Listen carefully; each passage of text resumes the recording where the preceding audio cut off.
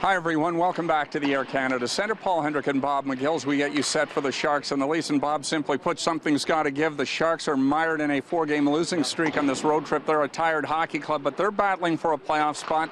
Toronto, of course, we know the troubles they've been through. It's going to start with goaltending here tonight, and boy, oh boy, do they need a good start and a good first period from James Reimer.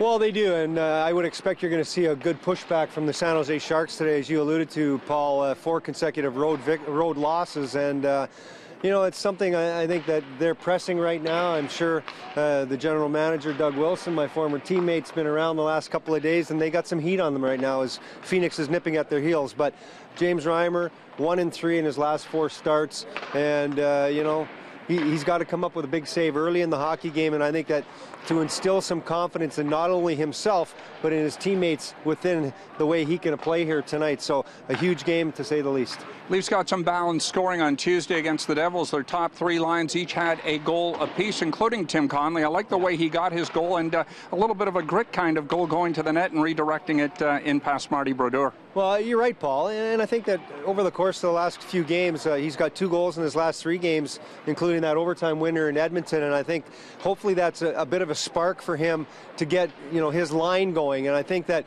you need some consistency with 3 lines, you know, producing some offense for this hockey club, and in tight games. And as we go down, 22 games left in the season here, each and every night, less penalties being called, more interference, more tighter checking, and you need everybody to contribute. And if the Maple Leafs are going to make the playoffs, that line, Tim Connolly along with Joey Crabb and Matthew Lombardi, have to produce some goals. And I like what I've seen from him the last couple of games, and hopefully it's going to continue here tonight.